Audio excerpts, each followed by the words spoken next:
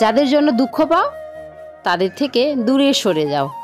ধরে নাও যে তারা তোমার লাইফে নেই, কারণ ছোটবেলা থেকে যারা তোমার সাথে ছিল তারা আজ নেই।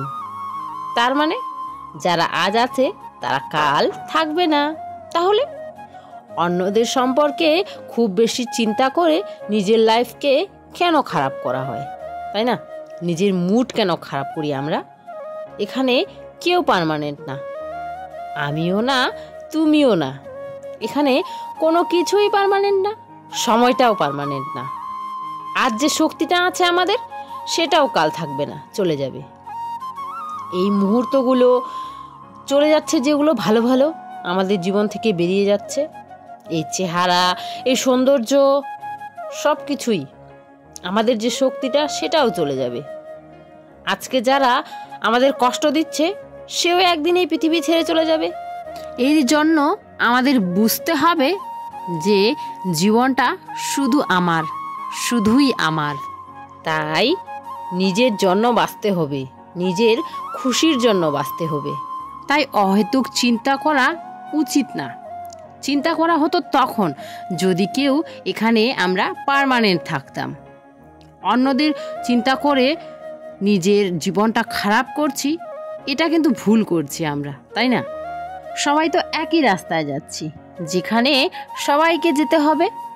তাই জীবনটাকে বোঝা উচিত, আর এই মুহূর্তগুলোকেও বোঝা উচিত। অন্যদের জন্য এই মুহূর্তগুলোকে যেন হারিয়ে না ফেলি। পয়লা বৈশাখের দিন ওই যে মেলায় ঘুরতে গেছিলাম, আমরা সবাই ঘুরতে বলতে বাড়ির সমস্ত কাজ কমপ্লিট করে বাড়ির পুজো সেরে তারপরে পুজো দিতে গেছিলাম ভোলেনাথ দেবীর মন্দিরে। সেখানে প্রতি বছর যাই আমরা, তো এই বছরেও গেছিলাম, কিন্তু এসে আর কোনো ব্লগ করিনি। আর আজকে দ্বিতীয় বৈশাখ। এই যে সামনে যে বাড়িটা দেখতে পাচ্ছ বন্ধুরা, যে ছাদের বাড়িটা ইয়েলো আর কি কালার বলবো, ক্রিম কালারের। তো ওই বাড়ির দাদুটা আমার বাবার কাকু আর আমার দাদু শ্বশুর, তো উনি আজকে মারা গেছেন। এই যে সকালবেলা, এখন কিন্তু কোনো কিছুই জানি না আমরা, এখন মারা যায়নি, এখন ঠিক অসুস্থ ছিলেন তো অনেক দিন ধরে। তো কি বলে, আমাদের স্নান, পুজো, রান্না বান্না, একবার খাওয়া দাওয়া 9:30টার দিকে এমন সময় আমরা সবাই জানতে পারলাম যে মারা গেছেন উনি আর কি। তো তাই আর কি বললাম বন্ধুরা, এই যে আমরা অহেতুক কারণ নিয়ে চিন্তা করি, টেনশন করি, নিজের লাইফটাকে, নিজের খুশির মুহূর্তগুলোকে, আমরা যেটা যাচ্ছে বন্ধুরা এটাই খুশি সময়, এর থেকে যে আরও ভালো আসবে সেটার আশা না করে যেটা এখন যাচ্ছে সেটাতেই ভালো থাকা, খুশি থাকা ভালো সবারই, তাই না? এই যে আজকে চলে গেল দাদু সবাইকে ছেড়ে। এখনও পর্যন্ত আমরা জানতাম না যে আমার সকালবেলা স্নান পুজো সব কমপ্লিট হয়ে গেছিলো। তারপরে ওই যে দাদু মারা গেছিলো বলে তো কোনো ব্লগ শ্যুট করাই হয়নি। আর পরে একেবারে এটা তার পরের দিন, ওই দিন তো আমার যা ছিল রাতে ওরা সবাই আতপ খেয়েছিলাম। আজকে ওরা চলে গেছে, ভাস্তির স্কুল আছে, আমার ছেলে মেয়েও স্কুল গেছিলো।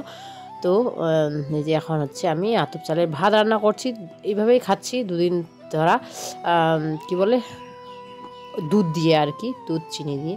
তাই বন্ধুরা আনন্দ করে খুশি সহকারে সবাই বাঁচো বন্ধুরা, এই দুঃখ কষ্ট এগুলো বাদ দিয়ে সব ভুলে আর কি, যারা এগুলো ভুলে খুশি মতো বাঁচতে পারবে তারাই জীবনটাকে উপভোগ করতে পারবে। তা না হলে যদি ওই দুঃখ কষ্ট বা ঝুট ঝামেলা ঝগড়া কাচাল এগুলো নিয়ে থাকি, তাহলে কেউ জীবনটাকে উপভোগ করতে পারবো না আমরা। ভাতে দিলাম 2টো তেজপাতা, তাহলে একটু সেন্ট করবে, তাই না?